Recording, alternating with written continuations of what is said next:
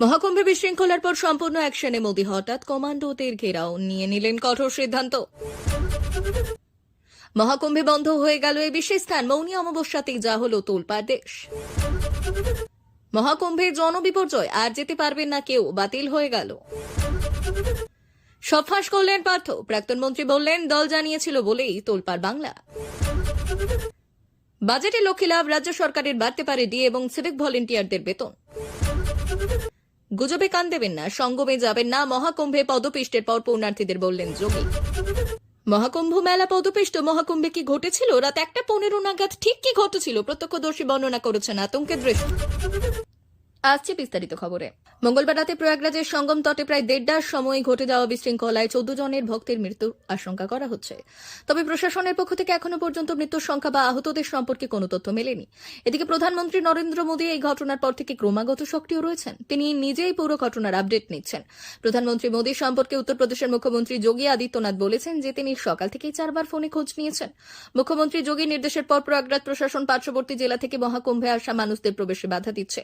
প্রশাসন জেলার সীমান্তে ব্যারিকেড বসেছে এবং সঙ্গম নোজ এলাকায় সাধারণ মানুষের প্রবেশ নিষিদ্ধ করা হয়েছে। বিশাল ভিড়ের পরিপ্রেক্ষিতে সঙ্গমে নিরাপত্তা বাহিনীর সংখ্যা বাড়ানো হয়েছে। এনএসজি পুরো নিয়ন্ত্রণ নিজেদের হাতে নিয়ে নিয়েছে। কোন রকমের দুর্ঘটনা এড়াতে রাস্তায় মোতায়েন নিরাপত্তা বাহিনীকে সঙ্গমের দিকে পাঠানো হচ্ছে। প্রধানমন্ত্রী মোদী এবং মুখ্যমন্ত্রী যোগী প্রশাসনকে প্রতিটি মুহূর্তের আপডেট দেওয়ার নির্দেশ দিয়েছেন। সামাজিক যোগাযোগ মাধ্যমে সমাজবাদী পার্টির নেতা অখিলেশ যাদব লিখেছেন, মহাকুম্ভে উপস্থিত সাধু সমাজ এবং ভক্তদের মধ্যে প্রশাসনের প্রতি বিশ্বাস ফিরিয়ে আনতে উত্তরপ্রদেশ সরকার এবং প্রশাসনের পরিবর্তে মহাকুম্ভের পুরো দায়িত্ব অবিলম্বে সেনাবাহিনীর হাতে তুলে দেওয়া উচিত। তিনি আরো বললেন, বিশ্বমানের ব্যবস্থা গড়ার দাবি যেভাবে প্রচারিত হচ্ছে তার বাস্তব চিত্র এখন সবার সামনে চলে এসেছে। যারা এই মিথ্যে প্রচার করছিলেন তাদের উচিত এই দুর্ঘটনায় নিহতদের প্রতি নৈতিক দায় স্বীকার করে অবিলম্বে পদত্যাগ করা।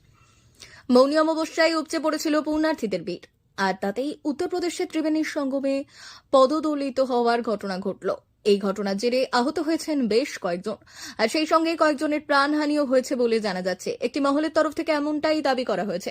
প্রশাসনের তরফ থেকে অবশ্য প্রাণহানির বিষয়ে কিছু জানানো হয়নি। তবে পদদলিত হওয়ার ঘটনার পর সতর্কতামূলক পদক্ষেপ হিসেবে আখড়ার অমৃত স্নান স্থগিত করার সিদ্ধান্ত দিয়েছে কুম্ভ প্রশাসন। মহাকুম্ভ মেলার অন্যতম গুরুত্বপূর্ণ একটি দিন মৌনী অমাবস্যা, আর এই দিনে অগণিত মানুষ অমৃত স্নান করে থাকেন। তবে চলতি বছর এই দিনটির গুরুত্ব আরও বেশি ছিল, কারণ প্রায় 144 বছর পর এবার বিরল ত্রিবেণী যোগ পড়েছে। সেই কারণে মহাকুম্ভ মেলায় মহাসমাগমও ছিল প্রচুর। তার মধ্যে ঘটে যায় পদপিষ্ট হওয়ার ঘটনা। রিপোর্ট বলছে রাত 2:30 নাগাদ পদদলিত হওয়ার ঘটনাটি ঘটে। ত্রিবেণীর সঙ্গমে পুণ্য স্নানের জন্য হুড়োহুড়ি পড়ে গিয়েছিল, আর তার জেরেই এই ঘটনা বলে। পদপিষ্ট হওয়ার এই ঘটনার পরে সেখানে উপস্থিত হয় একাধিক অ্যাম্বুলেন্স। তড়িঘড়ি আহতদের মেলা প্রাঙ্গণের হাসপাতালে নিয়ে যাওয়া হয়। একটি সর্বভারতীয় সংবাদ মাধ্যমের প্রতিবেদনের নাম না করে উল্লেখ করা হয়েছে যে হাসপাতালে অন্তত 15 জনের মৃতদেহ আনা হয়েছিল। প্রয়াগরাজে পদদলিত হওয়ার ঘটনার পর বড় সিদ্ধান্ত নিল রেল। মহাকুম্ভ বিশেষ ট্রেন আপাতত বাতিল করা হয়েছে। আজ যে ট্রেনগুলি প্রয়াগরাজ আসার কথা ছিল সেগুলি পণ্ডিত দীনদয়াল উপাধ্যায় স্টেশনে থামানো হয়েছে। 29 জানুয়ারি মৌনী অমাবস্যা এবং 3রা ফেব্রুয়ারি বসন্ত পঞ্চমীর রাজকীয় স্নানের জন্য বিপুল সংখ্যক মানুষ সঙ্গম নগরে পৌঁছেছেন। এমন পরিস্থিতিতে প্রয়াগরাজে ব্যাপক ভিড়ের সম্ভাবনা রয়েছে। বৃহস্পতিবার অর্থাৎ 30 জানুয়ারি অনেক ট্রেন বাতিল করা হয়েছে। এর মধ্যে রয়েছে নয়াদিল্লি থেকে গোয়াগামী এক্সপ্রেস, দিল্লি থেকে কামাখ্যাগামী ব্রহ্মপুত্র মেল, বিহারের যোগবাণী থেকে আনন্দবিহার টার্মিনালে আসা সীমাঞ্চল এক্সপ্রেস।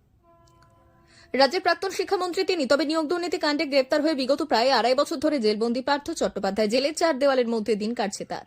কয়েকদিন আগে প্রাক্তন মন্ত্রীর শারীরিক অবস্থার অবনতি হয়, ভর্তি করা হয় এসএসকেএম হাসপাতালে। তবে মঙ্গলবার রাতে তাকে একটি বেসরকারি হাসপাতালে স্থানান্তরিত করা হয়। তার আগেই একটি বিস্ফোরক মন্তব্য করেন পার্থ। তা নিয়ে শুরু হয় জোর চর্চা। গত সপ্তাহ থেকে এসএসকেএম এ চিকিৎসাধীন ছিলেন প্রাক্তন শিক্ষামন্ত্রী। গত বৃহস্পতিবার রাতে তাকে আইসিইউতে স্থানান্তরিত করা হয়। সেখানেই চিকিৎসা চলছিল তার। এর মাঝেই সরকারি হাসপাতাল ছেড়ে বেসরকারি হাসপাতালে ভর্তি হওয়ার আবেদন জানান পার্থ। জানা যাচ্ছে তিনি দাবি করেছেন এসএসকেএম এ সুস্থ হচ্ছি না, সেই কারণে হাসপাতালে যথাযথ চিকিৎসা হবে বলে সেখানে স্থানান্তরিত করার আবেদন জানিয়েছেন তিনি। এই নিয়ে বিশেষ সিবিআই আদালতে দ্বারস্থ হন প্রাক্তন মন্ত্রীর আইনজীবী। তার সেই আবেদন মঞ্জুর করে আদালত, আর সেই অনুযায়ী গতকাল রাতে এসএসকেএম শহর কলকাতার একটি নামী বেসরকারি হাসপাতালে স্থানান্তরিত করা হয় পার্থকে। তবে তার আগেই তিনি এমন একটি মন্তব্য করেন যার ফলে অস্বস্তি বাড়ল তৃণমূলে। জানা যাচ্ছে বেসরকারি হাসপাতালে নিয়ে যাওয়ার জন্য পার্থকে একটি অ্যাম্বুলেন্সে তোলা হয়েছিল, আর সেই সময় তার আত্মীয় স্বজনরা অ্যাম্বুলেন্স উঠে পড়েন। তবে প্রাক্তন মন্ত্রী তো এখনো বন্দী, আর সেই কারণে পুলিশের তরফ থেকে স্পষ্ট জানানো হয়েছে অ্যাম্বুলেন্সে পুলিশকে রাখতে হবে। এরপর পুলিশ সেই অ্যাম্বুলেন্সে ওঠে। সব মিলিয়ে তখন হট্টগোলের পরিবেশ তৈরি হয় বলে এমনই খবর। একটি সর্বভারতীয় সংবাদ মাধ্যমের প্রতিবেদন সূত্রে উদ্ধৃত এমনটাই দাবি করা হয়। 12 ফেব্রুয়ারি বাজেট পেশ করা হবে। এর আগে 10 ফেব্রুয়ারি শুরু হবে রাজ্যের বাজেট অধিবেশন। সোমবার নবান্নে মন্ত্রিসভার বৈঠকে এই সিদ্ধান্ত গৃহীত হয়েছে। 2026 সালের এপ্রিল-মে মাসে পশ্চিমবঙ্গে বিধানসভা নির্বাচন হওয়ার কথা। তার আগে এই ভোটমুখী বাজেটে নতুন প্রকল্পের ঘোষণা হতে পারে বলে মনে পড়ছে রাজনৈতিক পর্যবেক্ষকদের। জনপ্রিয় লক্ষ্মীর ভান্ডার প্রকল্পের ভাতা বৃদ্ধি করেছিল রাজ্য সরকার। মহিলাদের জন্য সামাজিক সুরক্ষার এই প্রকল্পের আওতায় 500 টাকার পরিবর্তে ভাতা বাড়িয়ে 1000 টাকা করা হয়েছিল। যার আগে 1000 টাকা পেতেন যারা, তাদের ক্ষেত্রে ভাতা বৃদ্ধি হয় 1200 টাকা করা হয়। এবারের বাজেটে এই প্রকল্পের ভাতা আরো বাড়তে থাকে বলে জল্পনা সূত্রে খবর। 500 টাকা বাড়িয়ে 1500 এবং 1700 টাকা হতে পারে লক্ষ্মীর ভান্ডারের অনুমান। কেন্দ্রীয় বাজেটের দিকেও নজর। 1 ফেব্রুয়ারি সংসদে কেন্দ্রীয় বাজেট পেশ করবে অর্থমন্ত্রী নির্মলা সীতারামন। প্রধানমন্ত্রী নরেন্দ্র মোদী সরকারের তৃতীয় মেয়াদের এটি হবে প্রথম পূর্ণাঙ্গ বাজেট। কেন্দ্রীয় বাজেটের প্রভাব রাজ্যের অর্থনীতির উপরেই পড়বে, আর তাই কেন্দ্রের বাজেট ঘোষণার পর রাজ্যের বাজেট কেমন হবে তা নিয়ে কৌতূহল বাড়ছে আমজনতার। বাজেটের আগে গুরুত্বপূর্ণ বৈঠক। নবান্ন সূত্রে জানা গিয়েছে 12 ফেব্রুয়ারির বাজেট পেশের আগে আরও এক দফা বৈঠকে বসতে পারে মন্ত্রিসভা।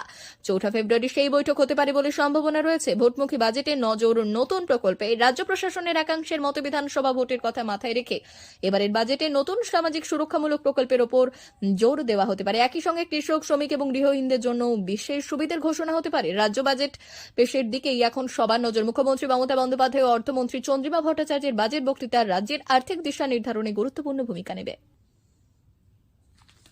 প্রিয় দর্শক, এখনকার মতো খবর এই পর্যন্তই। ধন্যবাদ।